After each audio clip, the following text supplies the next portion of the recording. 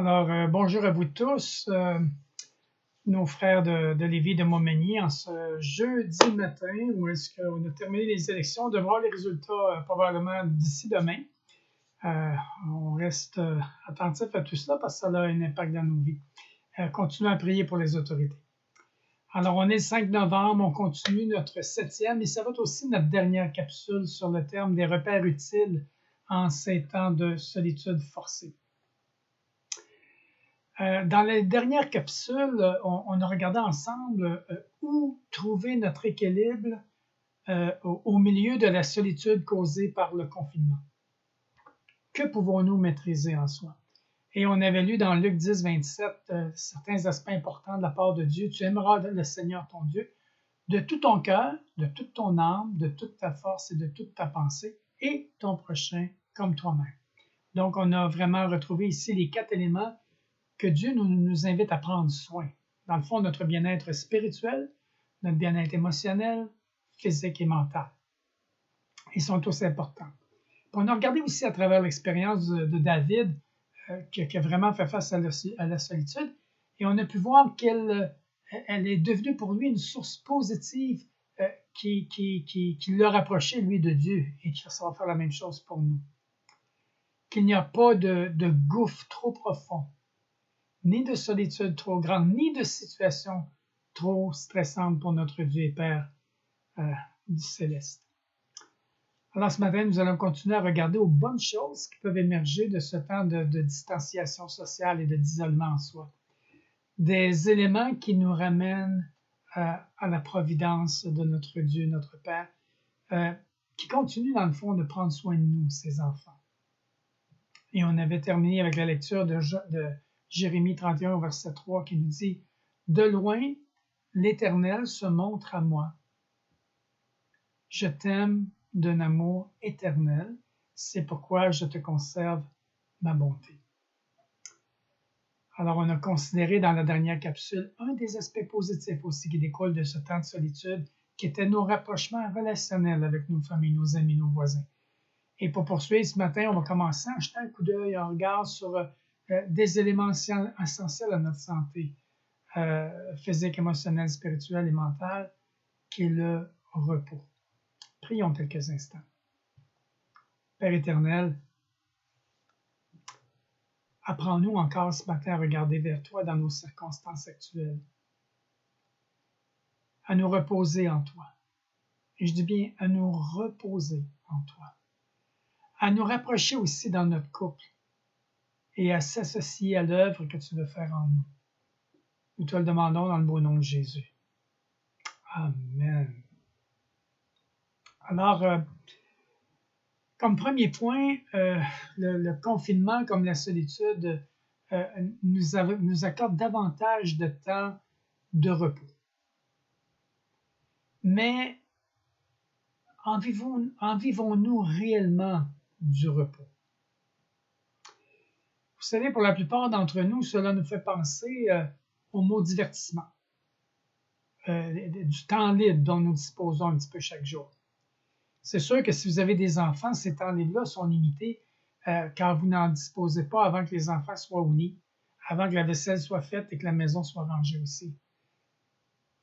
Et pour ce qui est des divertissements, bien, on peut parler de nos sports, de nos amusements, de nos passe-temps pour nous relaxer ou pour en fait éviter de s'ennuyer.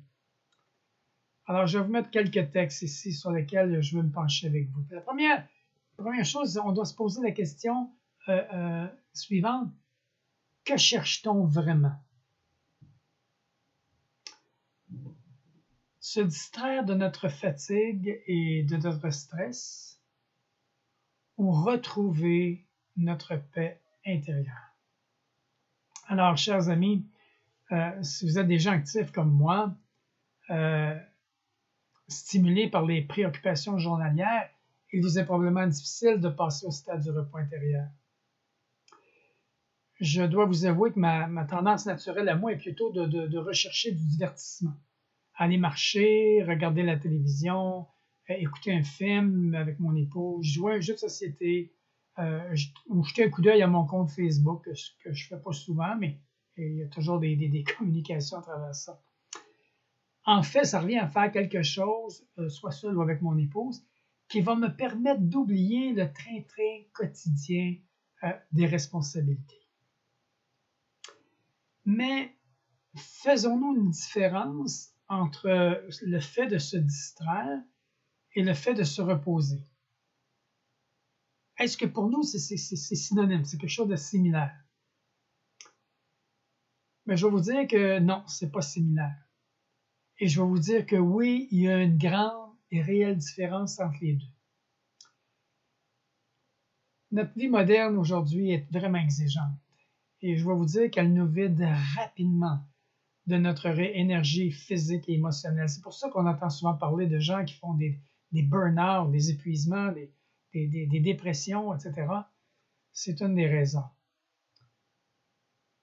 Mais d'un autre côté, chers amis, si on n'éprouvait pas ces moments de fatigue et de vide intérieur, je pense qu'on n'irait pas vers Dieu pour être rempli et fortifié.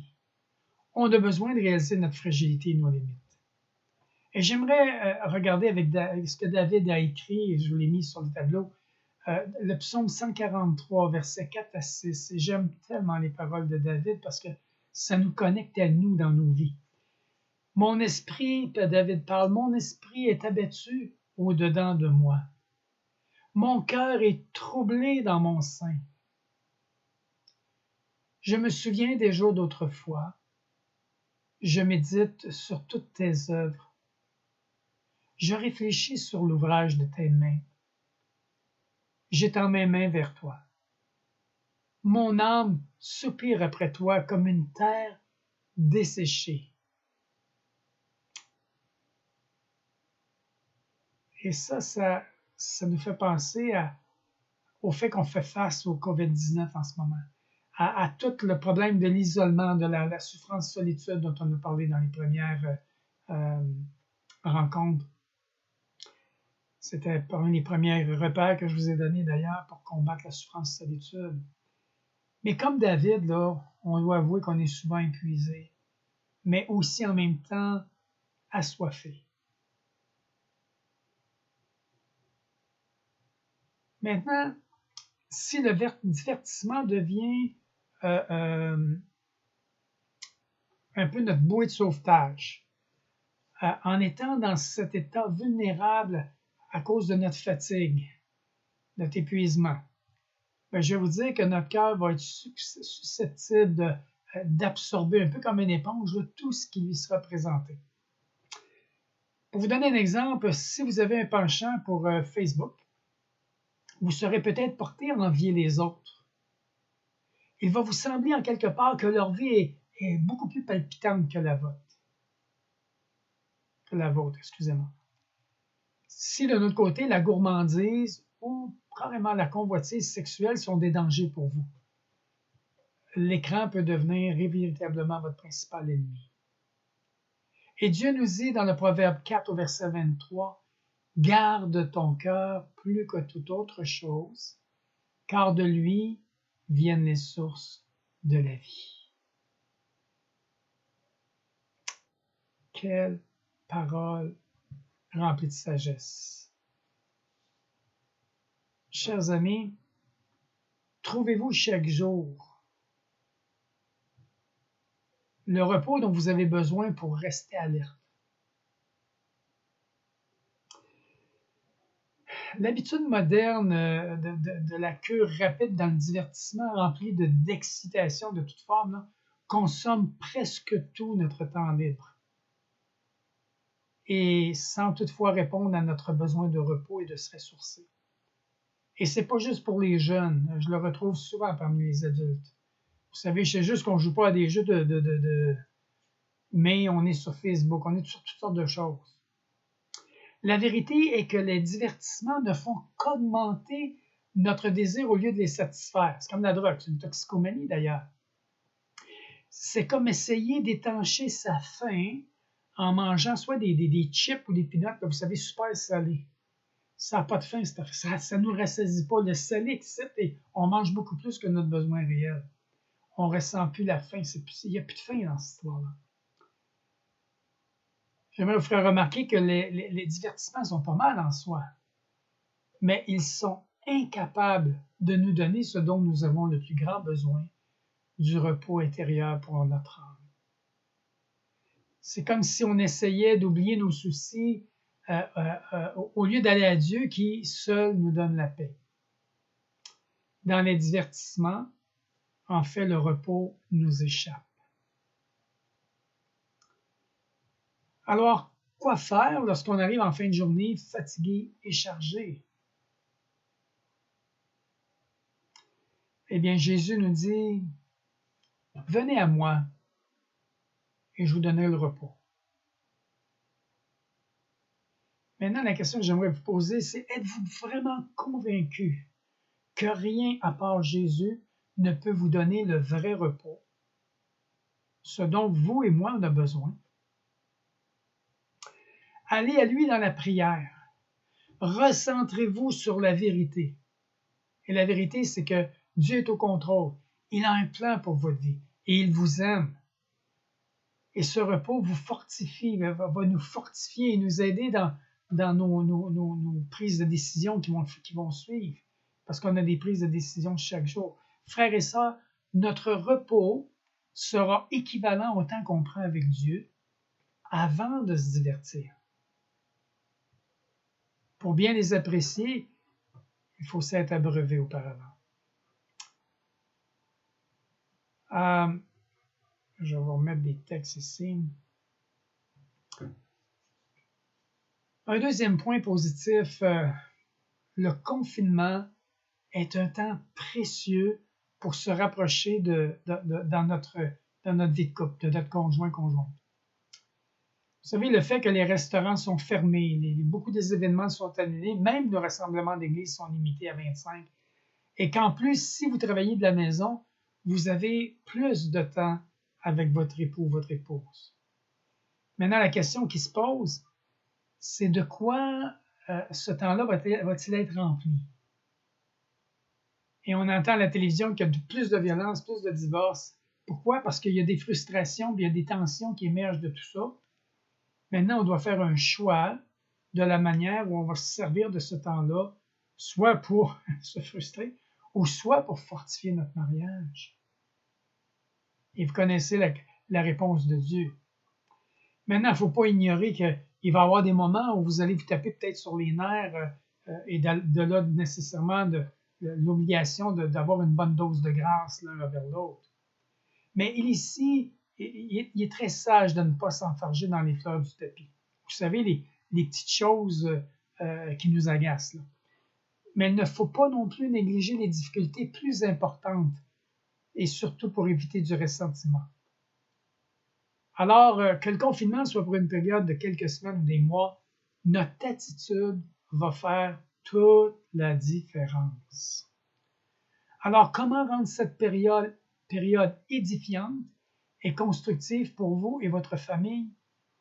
Bien, je lisais dans la revue Focus Famille le mois dernier, il suggérait de développer des nouvelles traditions familiales. Vous en donnez quelques exemples, comme jouer à des jeux de société ensemble, ou à certains jeux vidéo qui peuvent être intéressants, à compléter peut-être un puzzle qui est difficile. Je me souviens de notre sœur Anne Jesperson qui faisait des puzzles à 3 dimensions. C'était tout un défi, c'était merveilleux tout ça. Ou ça peut être à regarder des films ensemble, ou peut-être des séries qui sont intéressantes, à faire de la cuisine ensemble, etc. Créez un pont, chers amis, d'intimité entre vous deux, votre couple, en passant du temps à se jaser et à s'écouter mutuellement, et aussi un temps avec les enfants à travers ça. Alléluia. Un autre point qui est très important, demeurer ancré dans la parole de Dieu. Dans Jean 14, au verset 21, c'est dit que celui qui a mes commandements et qui les garde, deux choses, qui les a et qui les garde, c'est celui qui m'aime. Et celui qui m'aime, en plus, sera aimé de mon Père. Il dit, je l'aimerai et je me ferai connaître à lui. Alléluia. Alors, chers amis, vous avez les commandements de Dieu dans la parole, vous les entendez à l'Église, les gardez-vous, c'est-à-dire les mettez-vous en pratique. Vous savez, vous pouvez choisir de spéculer ou de vous inquiéter sur tout ce qui se dit au sujet de la crise sanitaire. Les problèmes de santé, d'argent, des tensions familiales, de la polarisation des gens dans les extrêmes qui nous éloignent et engendrent des conflits, même dans l'Église, il y en a. Alors, Luc 12, au verset 25, Jésus dit ceci pour nous tous. Qui de vous, par ses inquiétudes, peut ajouter une coudée ou rallonger sa vie, et plus loin la durée de sa vie? Inutile, c'est l'inverse. L'inquiétude raccourcit notre vie. Le stress nous gruge des années de belle vie. Jésus nous dit, ne vous inquiétez de rien. Dieu prend soin de vous, lui-même prend soin de vous. Aussi, chers amis, on doit être sage et respectueux des autres. On doit se protéger en prenant les précautions, faire des provisions. Au lieu de s'inquiéter, là, allons vers les autres avec compassion. Prenons le temps d'écouter ceux qui nous entourent, de supporter ceux qui traversent un temps de maladie, un temps de deuil, ou encore qui ont des besoins matériels. Soyons lumière pour Jésus, soyons sel pour les gens autour de nous.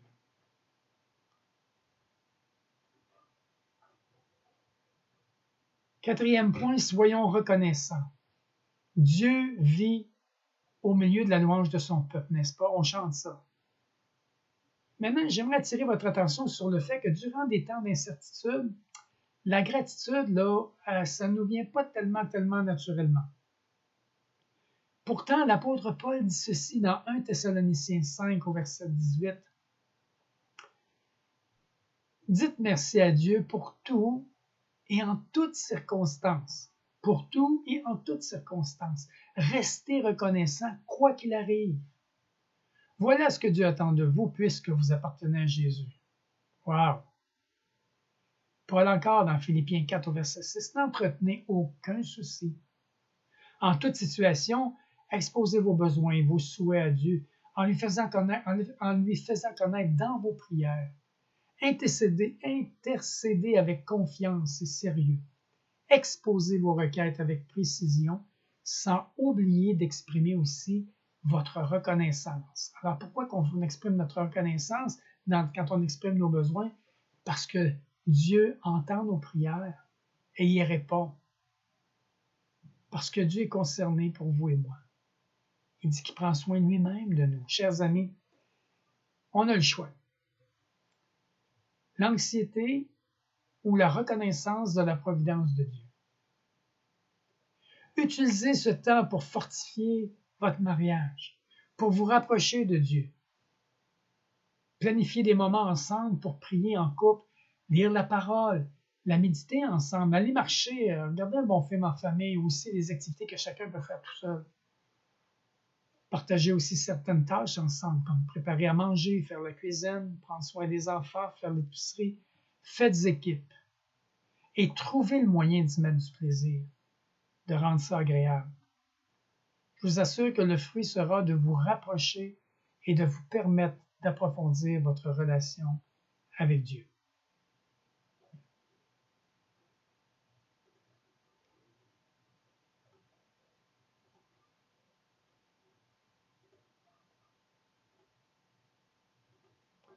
Excusez, j'ai dû aller chercher l'image. Alors, en conclusion, où allons-nous? Vous savez, tous ces effets positifs de la crise, on doit se poser la question, est-ce qu'elles vont durer une fois que la crise va être derrière nous?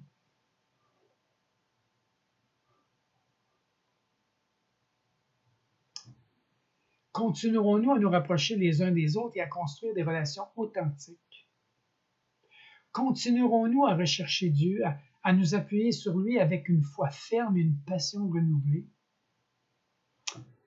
Frères et sœurs, nous qui connaissons le Seigneur, nous pouvons trouver en lui le repos et le réconfort qui nous permettent de nous mettre au service des autres. Pourquoi? Parce que Romains 8 au verset 28, et je vous rappelle encore le verset que j'ai cité à plusieurs reprises dans ces partages, nous savons du reste que les intentions bienveillantes de Dieu dans la parole vivante sont à l'origine de tout ce qui nous arrive. Dieu fait concourir toutes choses, et je vous dirais inclus le COVID-19, au bien de ceux qui l'aiment, car c'est conformément à son plan qu'ils ont été appelés au salut. Rappelons-nous que Dieu règne et il est capable de nous garder et nous guider à travers toute cette crise-là. Prions ensemble quelques instants. Père, un grand merci pour la valeur infinie que nous avons à tes yeux, pour ta fidélité et tes soins pour chacun de nous. Merci pour les aspects positifs de notre confinement, qui favorisent les rapprochements relationnels avec notre entourage et nos proches. Merci que nous puissions trouver en toi le repos et le réconfort qui nous permet de nous mettre au service des autres. Dieu fait concourir toutes choses au bien de ceux qui l'aiment, et c'est notre cas. Et comme on a vu, dites merci à Dieu pour tout et en toutes circonstances. Restez reconnaissant, Paul dit, quoi qu'il arrive. Oh Dieu, merci pour ces temps précieux et les possibilités que nous avons de se rapprocher et d'approfondir notre vie de couple. Oh, que toute la gloire te revienne. Au nom de Jésus-Christ. Amen. Alors, c'était notre dernière capsule et j'aimerais pour les prochaines semaines, à l'approche de Noël particulièrement, d'échanger avec vous sur qui est ce Jésus dont le Saint-Esprit travaille à nous rendre semblables. Et pour faire un premier pas, on va regarder à Jésus, le maître de la joie parfaite. Alors, je vous inviterai à lire et méditer Jean 15, juste quelques versets, du verset 9 au verset 11, qui conclut par cette parole de Jésus, qu'ainsi votre joie soit parfaite. Alors, je veux qu'on découvre ensemble certains aspects de la vie de Jésus qui vont nous émerveiller. Je vous en assure. Alors, Seigneur, que toute cette journée, aujourd'hui, t'honore, te glorifie. Dans le beau nom de Jésus. Amen.